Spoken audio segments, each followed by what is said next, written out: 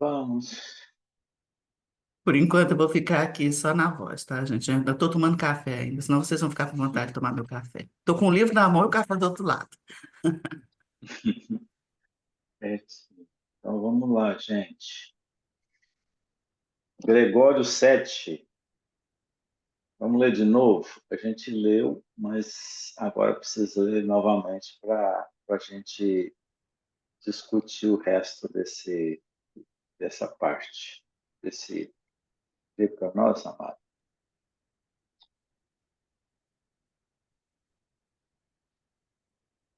Gregório 7. Foi nesse movimento de restauração que Hildebrando, conhecido como Gregório 7, ouvindo as inspirações que lhe desciam ao coração do plano invisível, preparou-se para a missão que o esperava no Vaticano.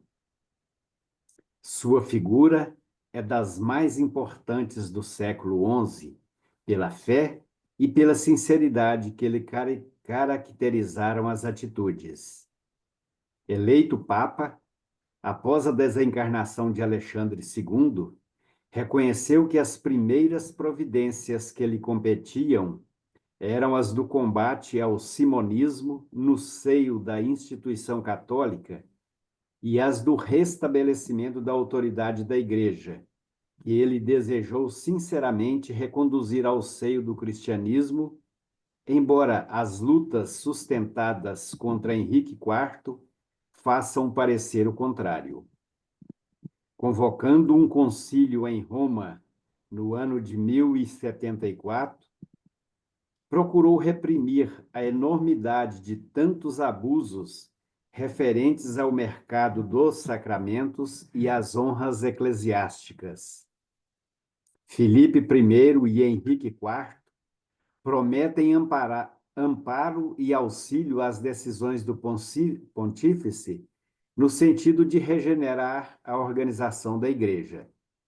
Henrique IV, porém, prestigiado pelos bispos culpados da simonia, fugiu ao cumprimento da promessa e, depois de exortado por Gregório VII, tenta depô-lo, reunindo em Worms um sínodo de sacerdotes transviados.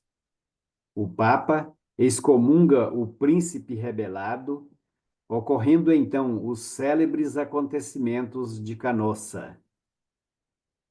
A luta ainda não havia terminado quando Gregório VII se desprende do mundo em 1085, deixando, porém, o caminho preparado para a Concordata de Worms, que se realizaria em 1122 com Henrique V, com a independência da Igreja e a regeneração aproximada de sua disciplina. Os tempos da igreja não era nada tranquilo, né? Não era nada assim feliz, porque tinha muitos interesses ali no meio, né, da igreja. E depois que veio o falecimento, a desencarnação de Alexandre II, entra o Gregório VII, né? Com a morte do Papa do Alexandre II, vem o Gregório VII, que foi um homem, uma figura mais importante, né, do século XI, pela fé dele, pelas atitudes. Então, era um indivíduo bom, né? Então, certamente daqueles espíritos que Jesus tinha enviado para dentro do seio da igreja, fazer com que ela retornasse, né? Porque Jesus, a gente viu aqui, ele nunca deixou de amparar a igreja. Ele nunca deixou Tem de dar uma coisa cobertura. Hum. que sempre me deixa uma interrogação. Essa questão do excomungar, né? Os padres, né, os bispos, né, principalmente o Papa, eles se achavam Deus, né? Tipo assim, você está excomungado, então Deus não te quer mais aqui. Então, assim, é uma coisa tão de tanto orgulho, né? Como assim, cara? Aí eu fico pensando o seguinte: imagina se aquele excomungado é exatamente aquele que está fazendo o certo e está nas graças do Senhor, né? O duro é Porque quando chega, inclusive, até na Inquisição, né? Que tinha um é o que poder, acontecia, né? É o que acontecia, né? Tanto que foram muitos santos, perseguição né, até. que foram queimados, né? A igreja estava brigando com os reis, com Ela queria príncipes. ser rei, ela queria dominar, dominou o Ela tempo, né? batia força com tudo, né? Então, por exemplo, reis e até no império, né? Eram pessoas que estavam vinculadas à igreja, a própria igreja por interesse, ou por... Hoje está todo mundo apagadinho, né? A Flávia apagou, a Francisco, o Antônio está aí, né, Antônio? A Usana, Toninho. Mas tudo bem, a hora que quiser aparecer, nós estamos aqui. Então, vamos mandar caçar todo mundo aí. Tá todo mundo tomando café Eu, escondido. eu fui comer um pão de queijo, Paulinho trouxe pra mim, eu via ficar pronto, eu traz um pra mim. Aí eu apaguei o vídeo pra ficar igual a Francisca, comendo aqui escondidinho.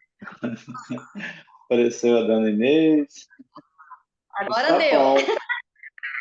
Agora essa daí recebeu, Tá né? feio o cabelo A já. Inês recebeu a mensagem. Eu não, vou ficar escondidinha até acabar de comer. Então, então a igreja tinha uma batalha aí, né? E uma mistura ao mesmo tempo com príncipes, com os reis. Era tudo católico e ali virava um jogo de interesse, né? A gente viu aqui que é assim, que foi assim, né? Então, esse Gregório, ele veio combater aquela história das vendas, né, de interesse dentro, combate ao simonismo, né, dentro da Igreja Católica, que começou antes dele com o Gregório V, né, o 5 ou 6, que começou essa história aí da cobrança, né, da venda de cargos, de posições, venda de coisas dentro da igreja, né? Então, esse monismo, ser da instituição católica. E ele veio tirar isso aí, o desejo dele era isso. Também veio brigar um pouquinho aí, apesar que ele está falando aqui, mano, disse que ele, apesar que ele parecia uma pessoa espirituosa, elevada, né, vamos dizer assim, ele foi brigar com o Henrique IV. E o Henrique IV queria mandar na igreja, que era o rei da época lá, né, da, da Alemanha. Então, porque lá era tudo misturado, né, gente? A gente sabe que a gente tem uma divisão muito clara hoje, Itália, França, Alemanha, mas na época era muito os interesses comuns da igreja, dos impérios, né? Então, como tinham sido conquistados ali pelo Império Romano, toda essa região, isso ainda ia ficando muito próximo, né? Espanha, Alemanha, França, Itália, era tudo muito junto ali, né? Então, esse Henrique VI, quarto da Alemanha, o rei da Alemanha, ele queria sempre mandar na igreja. Aí o Gregório VII, ele queria tirar isso daí, que esse negócio de rei, mandar na igreja, não dava certo. Ele queria resgatar a igreja num caminho dela mesma, né? Então, foi isso que aconteceu. E aconteceu que muitas pessoas que apoiavam o Papa, né, que era o Gregório VII, muitas pessoas que apoiavam ele foi à guerra, foi com combate, teve combate ali de frente, né? Então não foi Eles só de vendiam conversa, indulgências, né, ô Daniel? As é, indulgências eu acho que até hoje vende, né? tem de indulgência, tudo isso, né? Então, quem eles queriam que ficasse na posição, eles colocavam, né, facilmente, né? A igreja, o império não, o rei queria isso, né? Colocar quem eles quisessem para ter poder sobre a igreja. Então, não existia uma definição tão separada de como nós temos hoje, né? Política, religião, totalmente independente, né?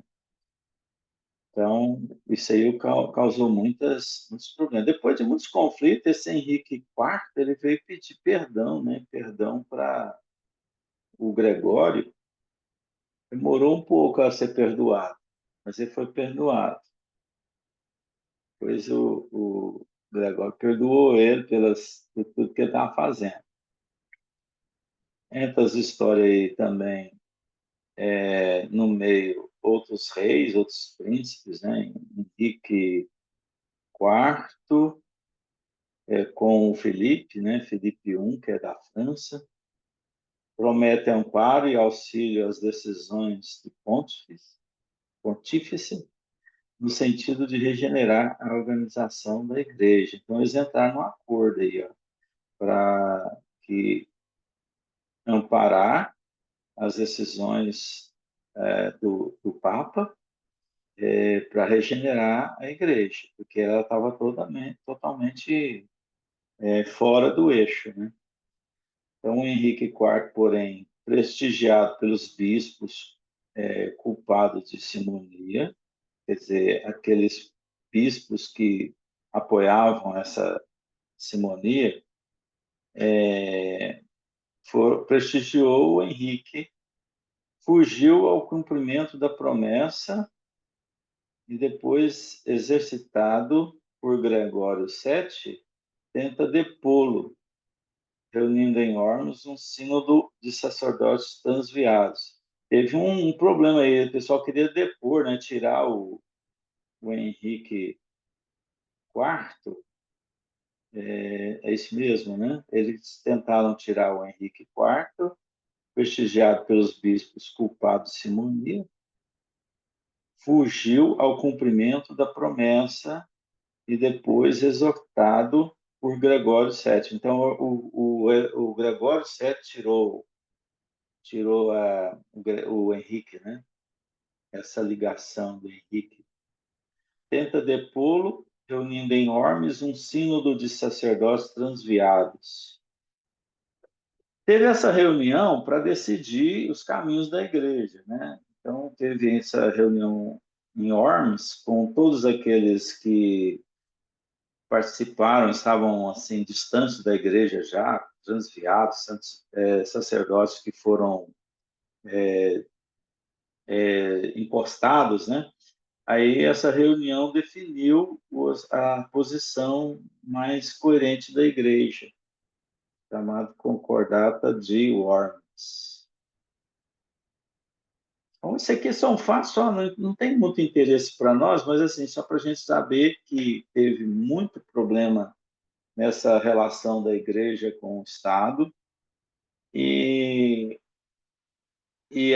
o Estado queria mandar na igreja, e a igreja não concordou com isso, não concordava, mas chegou numa concordata que iria ter a liberdade maior da igreja. É Ô, mais para a Daniel, gente entender isso. você fala que não tem muita importância para a gente, mas se a gente pensar dentro da doutrina, nós estamos próximos disso, tá? A gente tem que tomar muito cuidado, porque, de repente, às vezes eu acho, meu Deus, eu voltei para a Igreja Católica, né? Onde tem Mas quem manda, isso é uma né? verdade.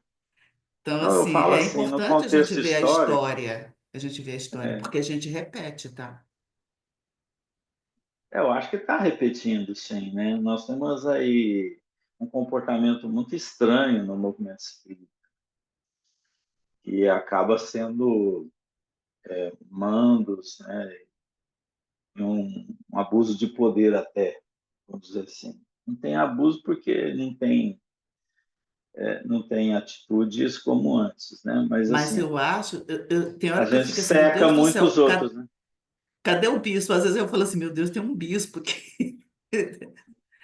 Tem um Dentro do bispo por movimento aqui. espírita, as pessoas secam muitas outras, né? Por questões ideológicas, por posição que ela tem dentro do movimento espírita, de fundamentos que ela considera. Então, isso tem muito. Eu vou secar aquele cara lá, que aquele cara lá não dá, não. E seca. E, ao invés de trazer ao seio das discussões, porque pode estar tendo posições errôneas ali no meio, né? Mas acaba adotando essas, não, impedindo, às vezes, de uma boa ideia chegar. Então, uma atualização do próprio comportamento do espírita, né? Então, a gente sabe que a evolução e o progresso, ele chega para o movimento espírita. Só que tem gente tampando a panela com a tampa. Não, não vai sair disso aqui. Vai ficar isso aqui dentro e pronto. Vão perder jovens, vão perder crianças no movimento espírita, vão deixar ele desatualizado, sem acompanhar o mundo, e ele vai ser essa preciosidade em stand-by. Então, isso é muito perigoso. E é perigoso também aqueles que tentam avançar muito também, né? Que tenta colocar a doutrina espírita totalmente diferente do que ela é. Então, você tem que ter um cuidado, um equilíbrio para colocar essa verdade no ponto certo, né? No ponto certo. Colocar o ponto certo é difícil, porque não vai queimar o pão de queijo. Você tem que deixar na temperatura certa, e é isso que está faltando. Só que nós estamos trabalhando no frio, né? Forno frio, não assa. Forno frio não assa. Não assa mesmo. Então, tem que ter dinâmica, tem que ter proximidade, compreensão. Quem errou, você traz ele de novo. Sei. Deixa ele falar também as ideias dele. Então, é importante você ouvir, é importante você colocar. Então, às vezes, isso não está sendo feito, não. Vocês concordam? Ou quem tem alguém discordando aí? Tá todo mundo concordando, todo mundo calou. Sim, Daniel, mas sabe uma coisa que eu acho muito interessante que acontece com a gente do movimento espírita? Você vê que nessa época aqui, eram basicamente briga por poder e dinheiro. Você vê que o cerne da questão aqui eram esses dois, poder e dinheiro. E que hoje ainda continua presente na Igreja Católica, por exemplo, quando você cobra por um batizado, você cobra por um casamento, ou seja, é uma fonte de renda que eles têm e que não deixa de ser uma simonia também, porque você está vendendo um Sim, sacramento. com certeza. Então, então, o que eu acho muito interessante quando a gente vê essas. E que acontece nas outras igrejas também, das igrejas cristãs.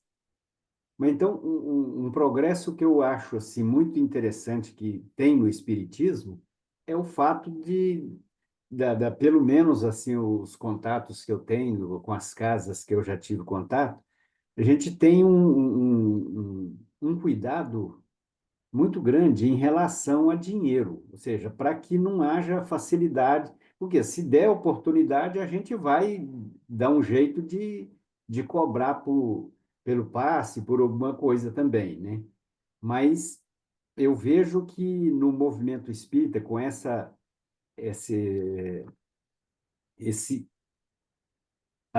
com o propósito de ter uma revivescência do cristianismo original, do cristianismo primitivo. Então, pelo menos eu acho que é interessante o progresso que a gente já conseguiu em relação a poder e dinheiro. Eu acho que em relação a poder ainda tem algumas rixazinhas, mas não tão significativas, igual acontecia nessa época aqui, que ainda acontece nas outras instituições religiosas que a gente conhece. Então, eu acho que a gente conseguiu progredir até considerando que todos nós que estamos aqui já participamos dessas outras instituições, eu acho que a gente já conseguiu um progressozinho até razoável.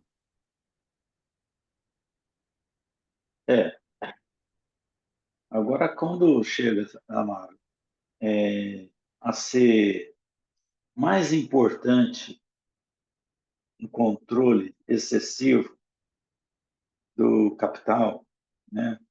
A gente está dando mais importância para ele. Então, por exemplo, uma cesta, você vai contabilizar ela, sendo que, por que você quer contabilizar? Não, porque eu não quero que isso esteja amanhã me julgando, porque a gente teve uma movimentação, uma cesta básica, e isso não foi contabilizado.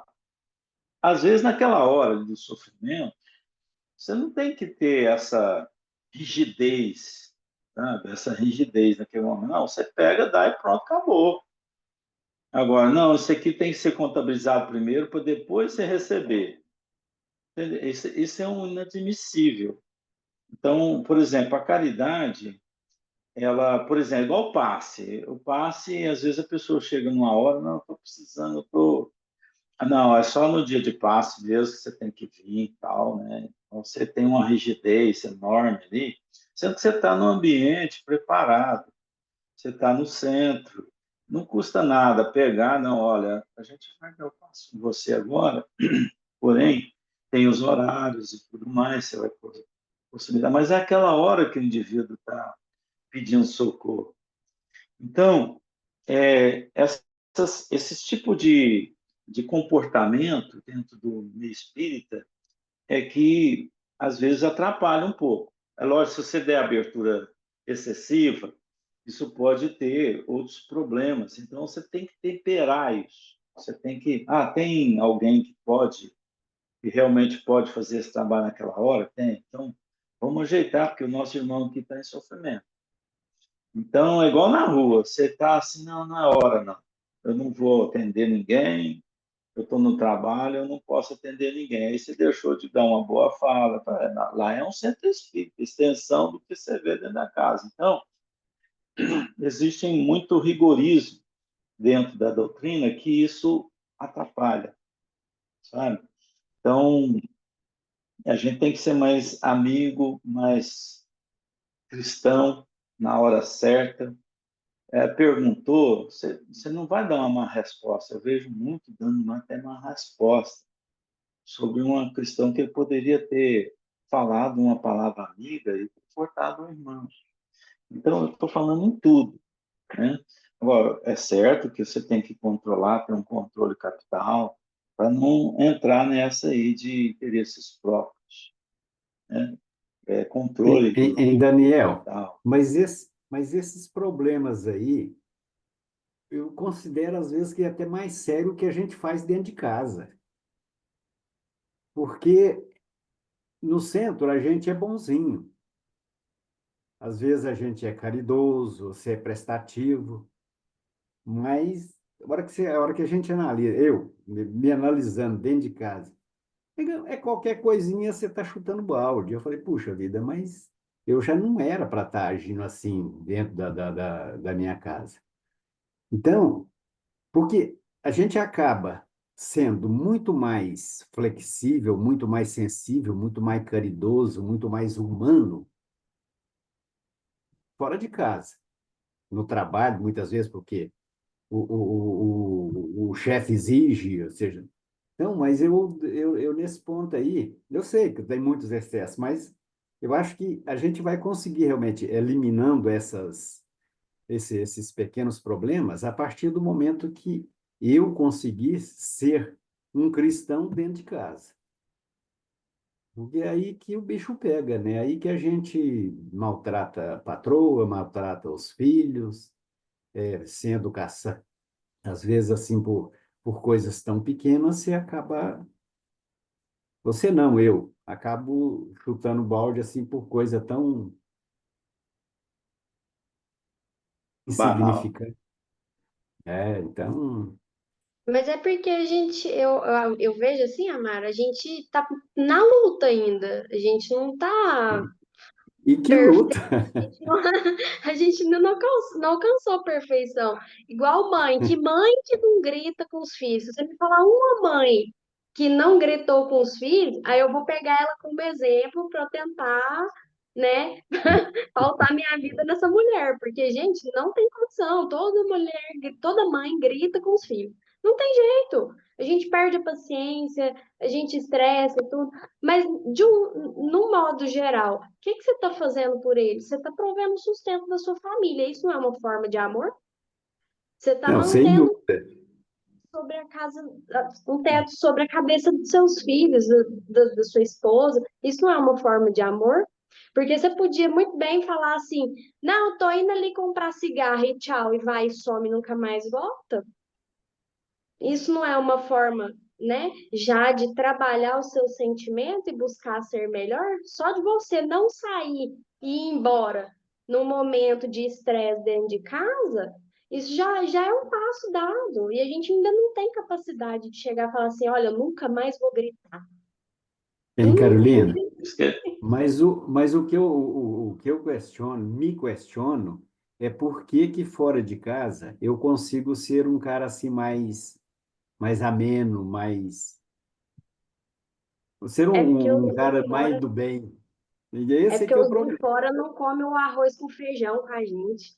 Os de fora não tá dentro da nossa casa ali, ó, dia. amassando barro todos os dias, você tendo que ensinar a mesma coisa todo dia, falar pro filho 50 vezes no dia para escovar dente, para ir tomar banho, né? Então, Ué.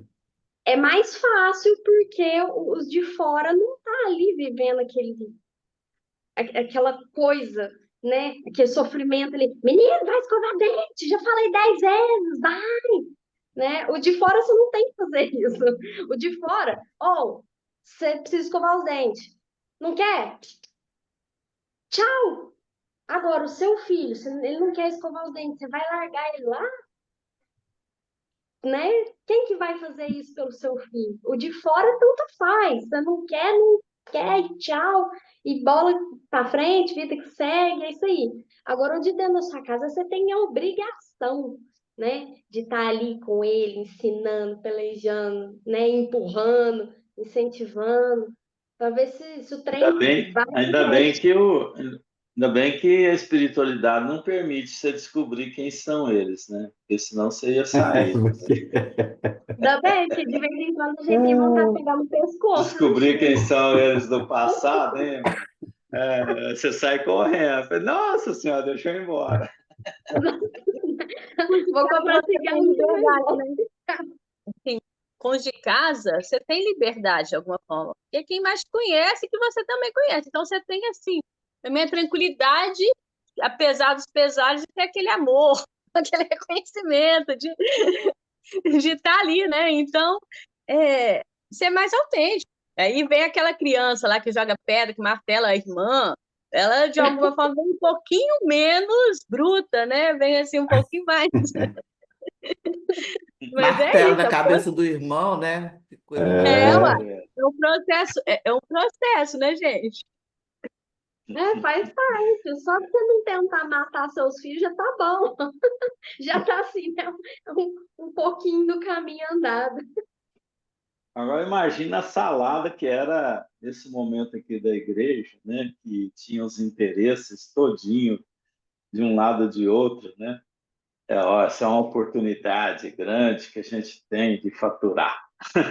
Porque era realmente, ó, eu posso ter poder, nomear quem eu quiser, tirar o problema do outro e ele me pagar por isso. Então tinha trocas. Então É a tinha maior troca de prova, né? favores. É uma das coisas mais Então, difíceis de você lidar, e desde o do início é essa questão do poder, né? Ter razão, de ter o controle, de, né, ter a verdade, né? Então, a gente tem que lidar com isso, mas assim, não é fácil, não. cada um com as suas. Aí, mas não é fácil, não. E os grandes problemas do mundo hoje ainda são esses, né? E vão continuar por muito tempo ainda sendo esses. Vamos lá, vamos tentar melhorar, porque o carro vai para frente, né? Muita coisa vem aí para Sim. acontecer na humanidade, nós não vimos nada ainda. Planeta mudando para regeneração, transição. A gente sabe que vem muitas coisas por aí para transformar o homem, né? Então a gente tem que estar preparado. Inclusive, a gente tem que preparar até nos nossos sonhos, né? A tendência é você sempre à noite recuperar um pouco do passado seu. Então a gente tem que pedir até para Deus nos amparar, você não voltar tanto no passado, porque o passado ele te confunde, né? Você pode tornar a fazer erros do passado, através da sequência de erros que a gente já teve. Então, é muito fácil. Às vezes você sonha alguma coisa, mas como é que eu estou sonhando isso, né? Eu nunca estou pensando nisso hoje. Eu falei, mas já pensou, já teve ligado dessa forma. Então, é uma volta ao passado que às vezes te coloca em situações de conflito íntimo, né? Então, nossa, eu não queria ter sonhado isso, né? Isso aqui não está no meu programa. Mas é porque você tem um passado influenciável do presente. Então, ele pode se influenciar, sim, no presente. Por isso que Deus esquece, né? Faz você esquecer dele nas suas relações com os filhos, com os amigos. Eu não posso descobrir quem são eles, porque senão dá BO. Dá BO. Mas aí quando você sonha, quando você tem esse acesso de alguma forma, pode confundir, mas a gente também já assim, Você tem que propicia lutar também a contra ele. consciência, nem é lutar É, contra ele, tentar resolver, entender e tentar conviver com ele, né, de alguma forma, e ultrapassar aquela dificuldade ali, né? Então, eu acho complicado você falar assim, evitar pedir para não sonhar com isso. É complicado. Quando você tem acesso, é não. complicado. Eu tenho acesso a algumas coisas do meu passado que é muito difícil. E, é, Quem não tem. então, mas a gente tem que, e assim, e não é fácil, ainda mais na relação com o outro, quando você tem consciência de algumas coisas com o outro também, é aí que fica complicado mesmo. Mas se você está lembrando, está sonhando aquilo, é porque você já tem condições de tomar nas mãos e tomar decisões diferentes daquelas. Não é voltar aquilo, mas tomar decisões Ah, diferentes, consertar de alguma forma. Que é fácil, não é não, mas às vezes eu não sonho, às vezes não né? sonho você ver coragem de estar matando alguém, de estar tendo uma atitude estranha, né, com relação até comportamento sexual, por exemplo, né? Então você sim. tem aquela luta contra você quer e você tem o dia para você meditar, para você realmente refletir de novo. Deus é tão bom que ele te dá um flash, aí ó, você não está tão bom assim, então começa a agir Uhum. melhor durante o dia para que a sua noite seja melhor, para que o seu passado seja apagado, né, vamos dizer assim, não influenciável para você. Falando. Sim, sim. Ana, você ia falar, eu Eu te vou cortei.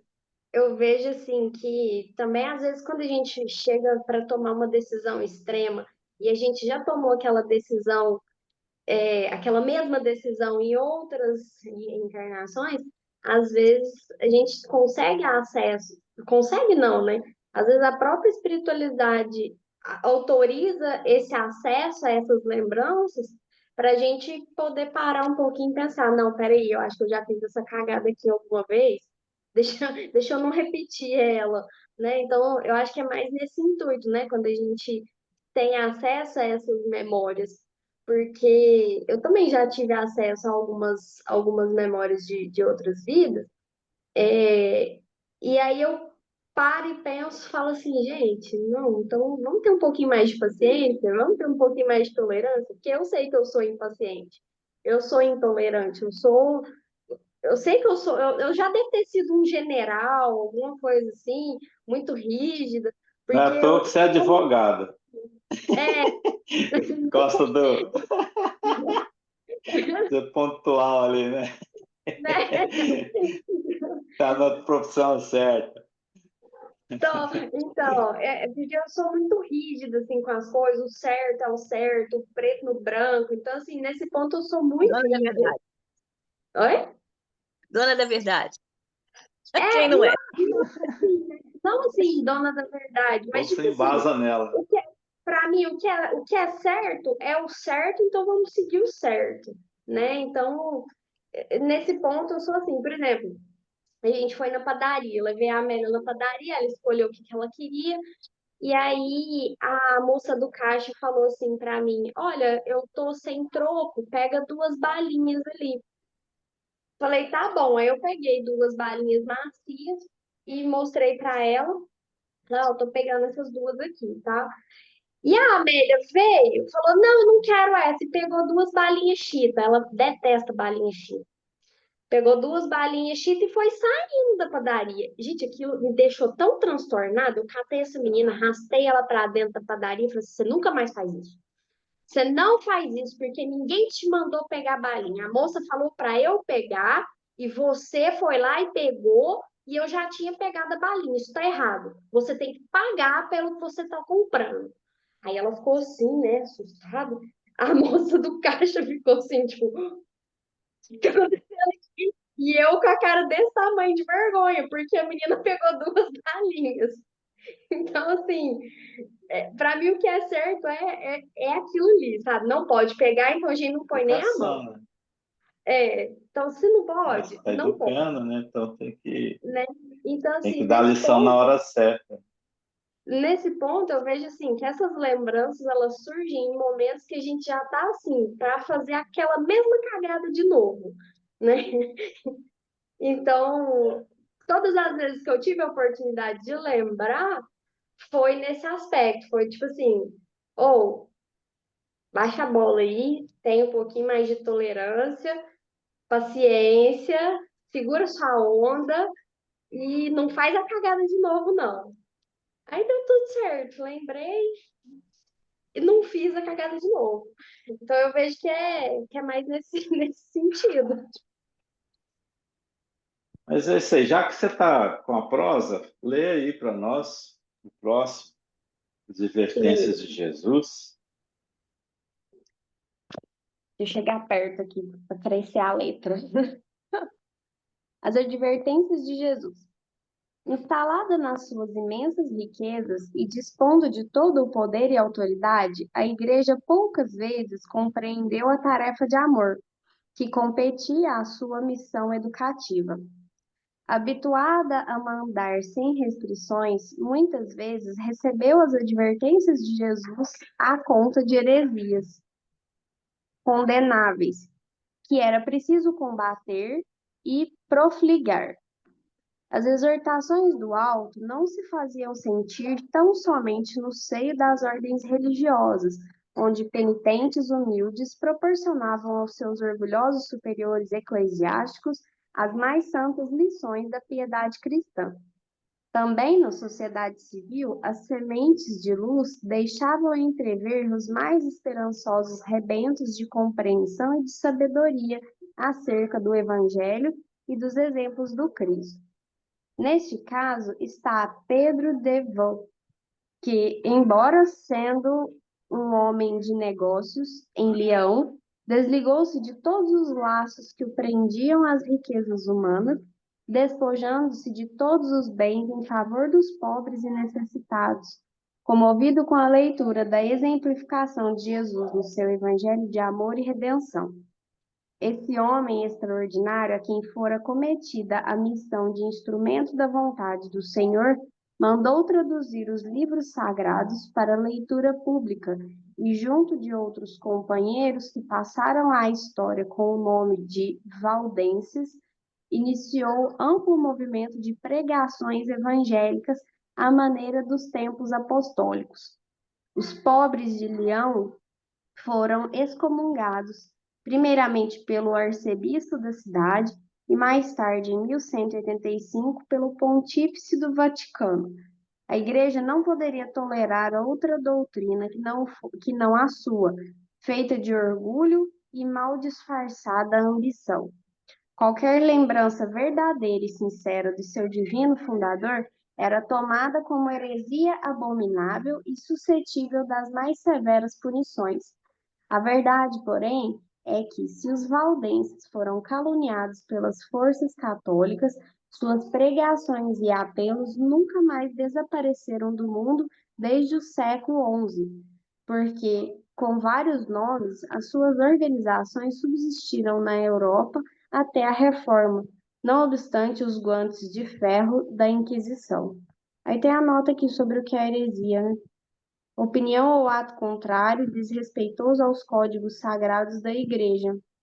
Aquele que fosse flagrado como herege, infratores de heresia, era levado ao tribunal da Inquisição.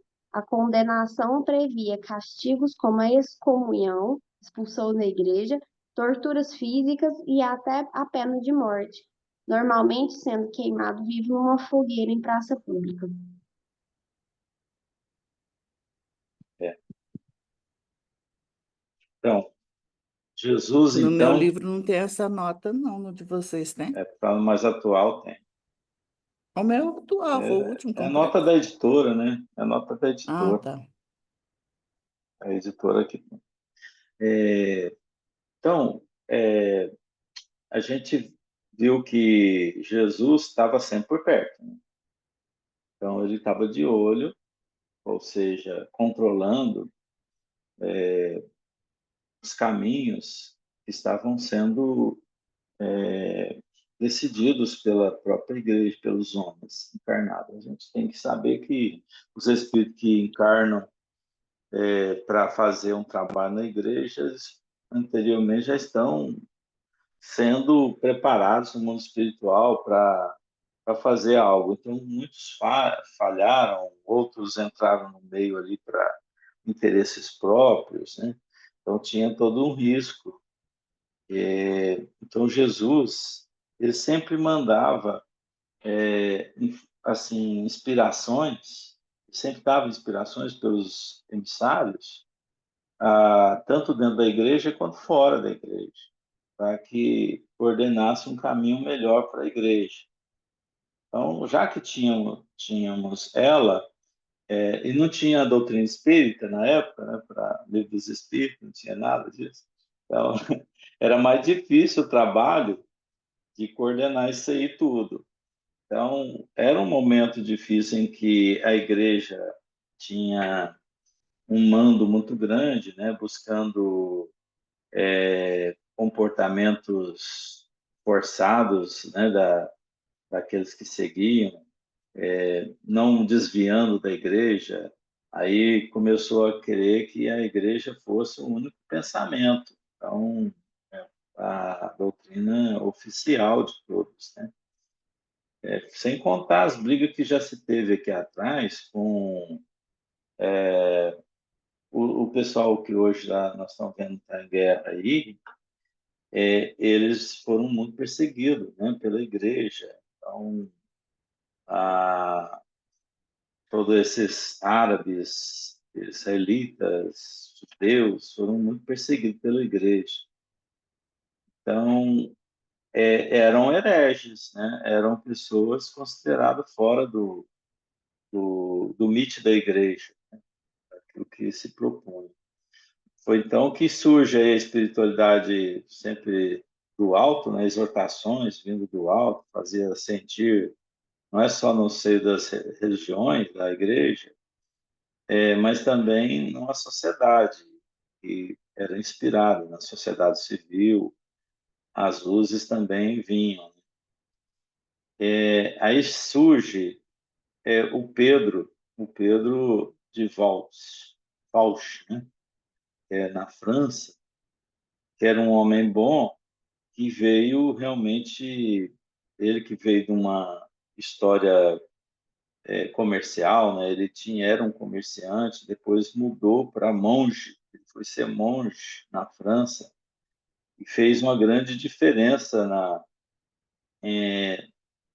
na França e na região, né, para ver esse trabalho aí do Evangelho de Jesus retornando para a igreja, tentar trazer de volta para a igreja, porque a igreja já tinha entrado num caminho muito sem volta, que era mais por interesses próprios do que propriamente o Cristo como caminho da igreja.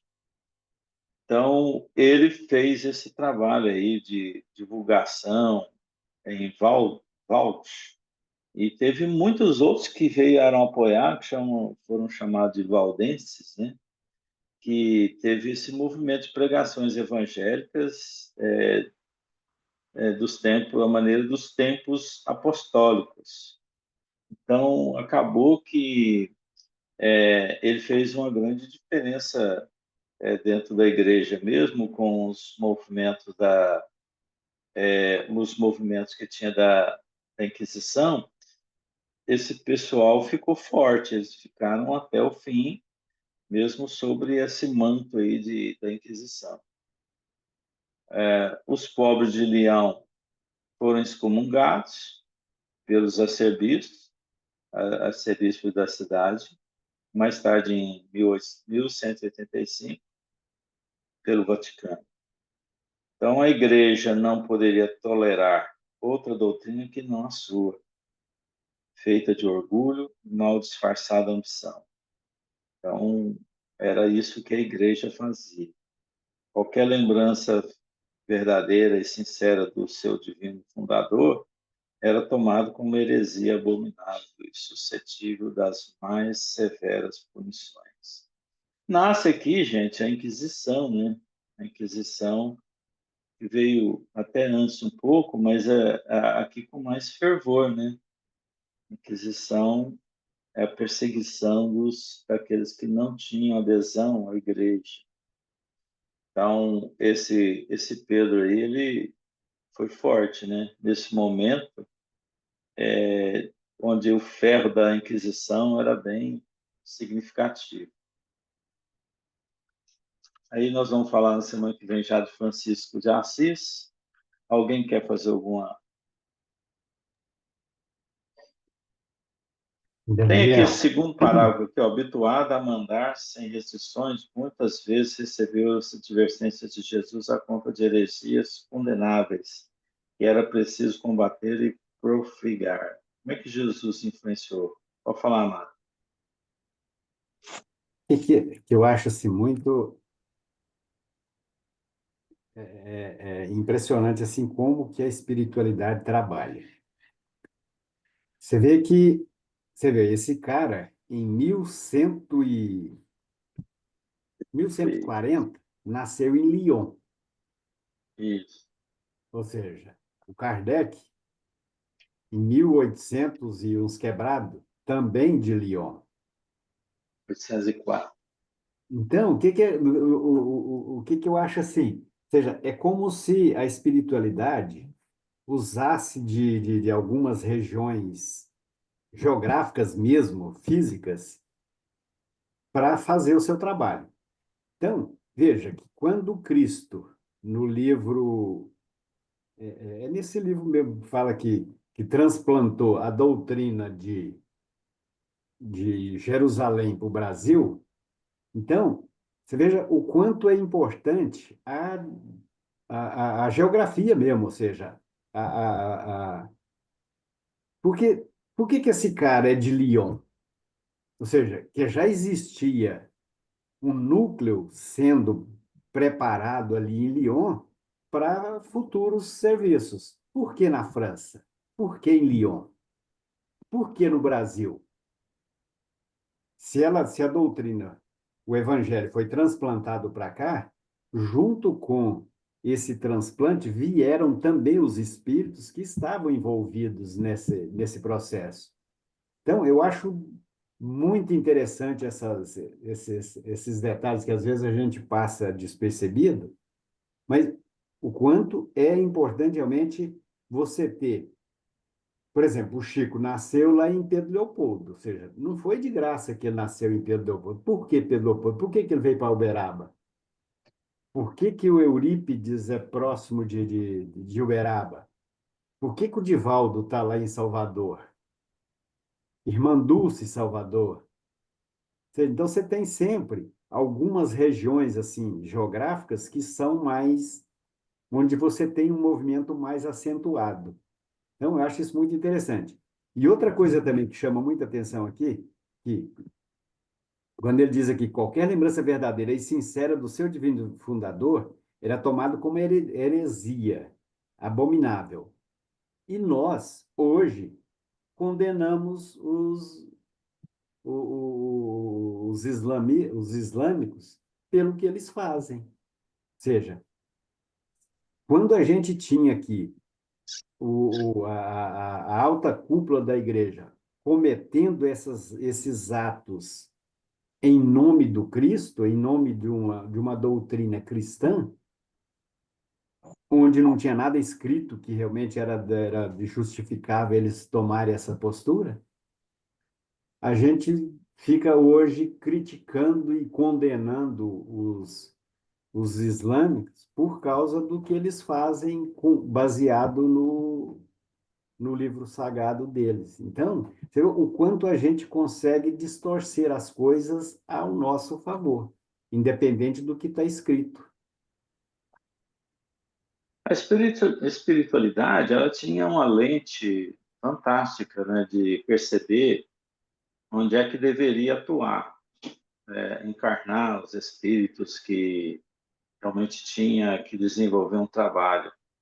É claro que um planeta muito assim ainda primário tinha que vir na onde tivesse mais condições da semente brotar.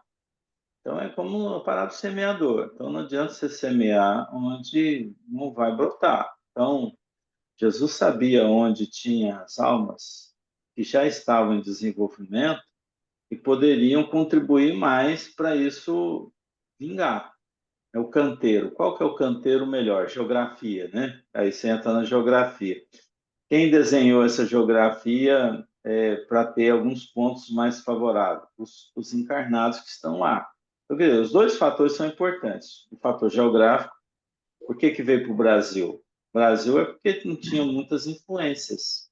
Né? É como você ter uma terra mais virgem, onde pudesse encarnar e fazer um novo tempo. Então, por isso que o Brasil, e com todas as condições de riqueza que o Brasil tinha, né, de vida, de valores de economia, porque tudo gira no fator econômico, né? A sociedade ela se instala dentro de uma economia. Então, a troca, é a convivência, é serviço de um lado, serviço do outro, é trabalho de um lado, trabalho do outro. Então, você vai movimentando e se sustentando.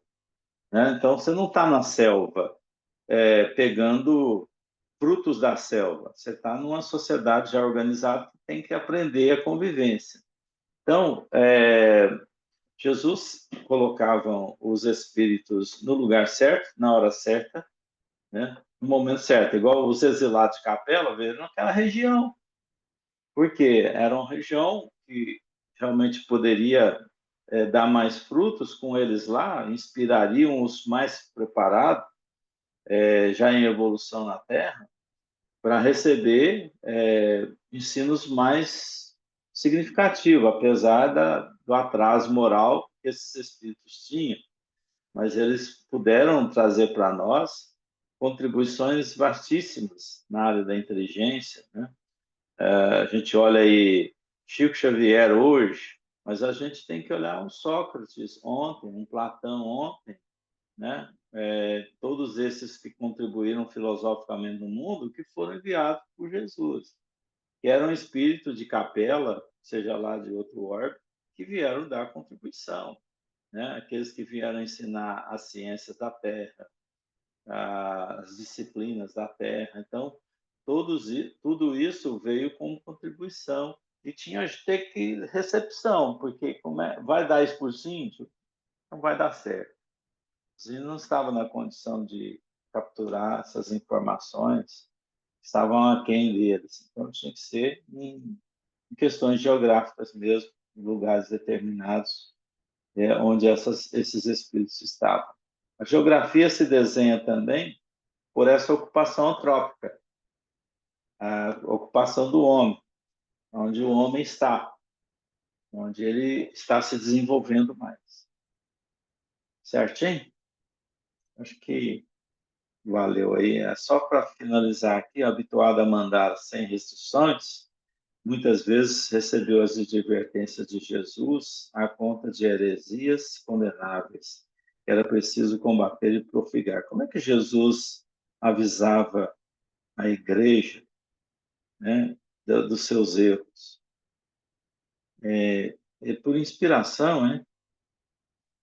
Tinha espíritos que faziam-se presente, então a mediunidade era realmente fantástica, né? Recepcionar a mente dos espíritos mais elevados, receptar, né? Então, ele sabe que a equipe de Jesus vinha por inspiração mesmo, estava sempre atuante, e até hoje é assim. Todos nós somos inspirados por Jesus, pela equipe espiritual, para a gente ir adiante. Só que a gente não ouve muito, não. Acaba perdendo tempo demais. Então, não tem ninguém mais para falar, pelo que eu estou vendo, vamos na próxima semana, né? Comer pastel aí. Até boa semana para Deus. todos. Que sejamos Valeu. Semana para felizes todos. e vitoriosos. Tchau, um beijo no coração. Tchau, Obrigado, tchau. gente. Bom Com domingo, Deus. gente.